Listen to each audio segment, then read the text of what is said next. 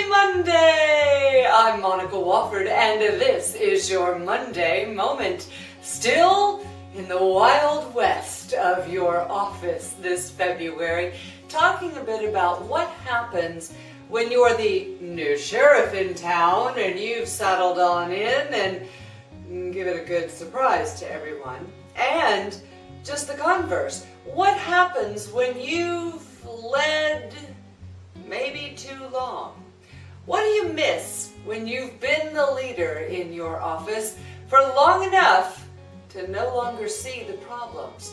What do you miss when you've been leading, nose down, nose to the grindstone, getting stuff done, but starting to develop a bit of tunnel vision?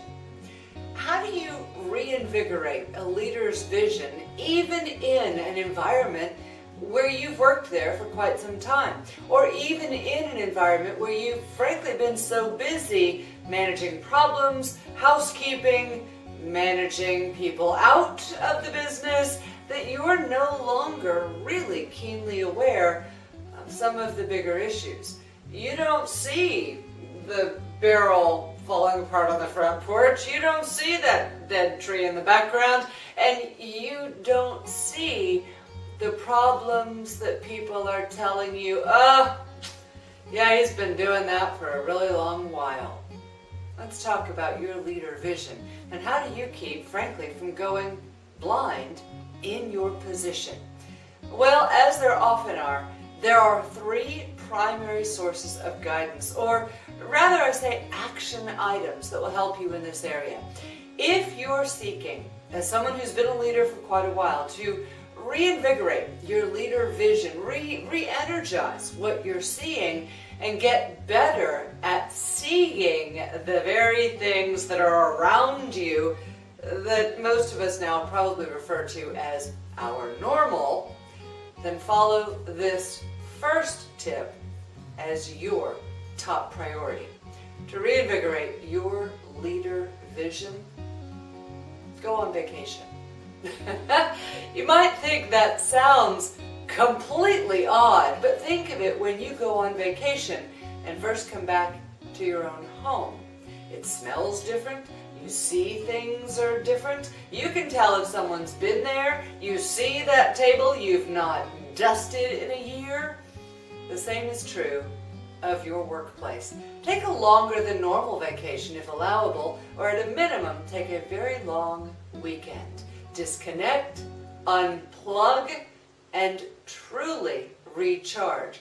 No one will think you're weak, and if they do, they've clearly never had a leadership position with this much responsibility as the one you have. Take a vacation. That gives you an outside the office perspective. You'll come back and automatically see things with a little bit clearer vision.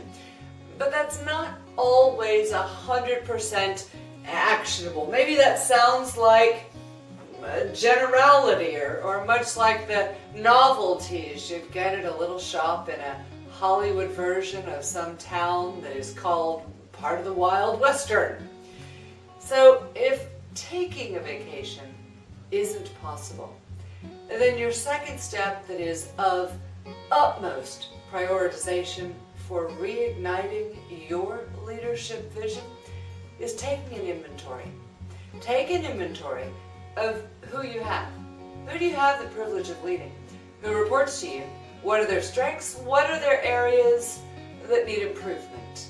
And what are the things you've done thus far? You could create an Excel spreadsheet. You could create an entire grid system. Heck, you could probably hire someone to create an app to solve this for you. The way in which you record it is not important. It's the inventory and the act of looking more closely that's critical. And that inventory also allows you to see things that perhaps you've glossed over, or that perhaps you've stopped seeing. Third step. After you take a vacation, if you can, after you take an inventory, which you will, the third step is to interview each person. Interview each person you have the privilege of leading and ask them these three questions. What do you see around here that we need to do different? What do you see around here that we do well? And what do you see around here for which we need to make improvements? Now, improvements is different than asking, what do we need to do different? And often you may hear one or two improvements as an answer to the what do we need to do different around here question. But some people will struggle in giving you news they don't think you want to hear, or that they think might sound like they're placing blame in your direction. So when you interview each person, you can ask additional questions, but at a minimum, ask everyone those same 3 questions. What do you see around here that we could do different? What do you see around here that we do well? And what do you see around here that needs improvement? Couple that with your inventory and your vacation, and your vision will allow you to see that, gosh, maybe there's some wood around here that needs to be replaced, or maybe there's a sign or 2 that needs replacing. It's really all about you seeing clearly the environment in which you are leading, and those that you're leading are attempting to do their very best at performing. I'm Monica Wofford, and that's your Monday Moment. Stay tuned for more next week about this job of being the leader and how you can do it even better, no matter how long you've been there. Stay tuned. Check out our YouTube channel, and also, if you're not getting these videos regularly, go to mondaymoment.com and become a part of our contagious community. See you soon.